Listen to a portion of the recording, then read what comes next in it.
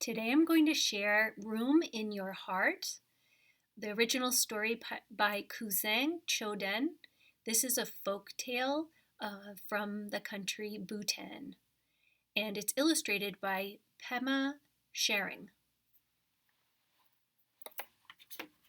Room in Your Heart, a folk tale from Bhutan. To the east of Tipthu and west of Trongsa, where among the mountains high lived an old woman in a little house. A gray cat, a yellow dog, and a brown speckled hen lived with her and shared her hearth. One evening, as the sun went down, the shadows grew tall, and dinner simmered on the stove. A gentle voice suddenly called out, "Night is falling.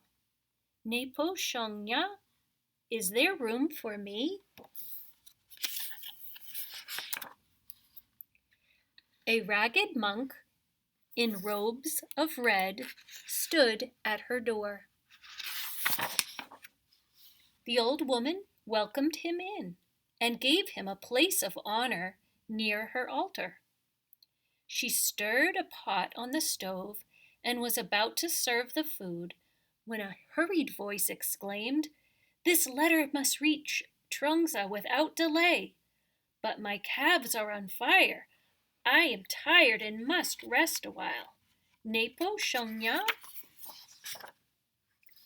An impatient young man with bulging thighs stood at the door. His name was Garba Lungi Koro, the courtier with wheels of wind. The old woman welcomed him in. She hung up her tea churn on a peg on the wall and made space for Garba Lungi Koro. Then she went back to stirring the dinner pot when a loud voice called, "I have lost my yak. Now it's too dark to see, and I have nowhere else to go. Nepo Shongya?" A woman with rosy cheeks wrapped in a yak hair cloak stood at the door.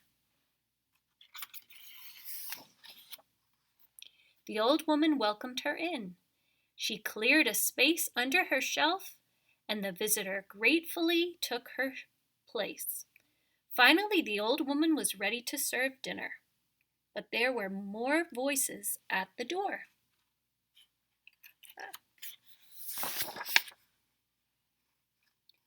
"Our donkey refuses to move one more step.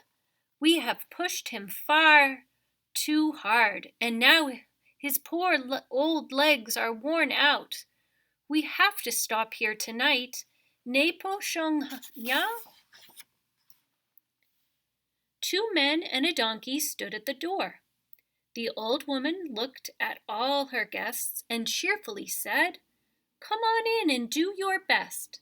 So the men squeezed in. They were just in time to share the dinner in her pot. She ladled out the contents. One got a single bit of turnip leaf, another a tiny piece of bone, another got a drop of soup, and so on.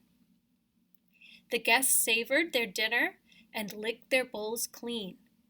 Fed and rested, they thanked the old woman. "You have such a small house, and yet you managed to fit us all in. How did you do that?" they wondered aloud. The old woman smiled a cheery smile. But it was the gentle monk who spoke.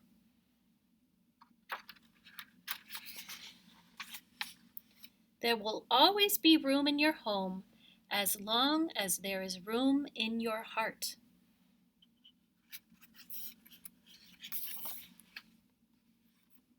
The end.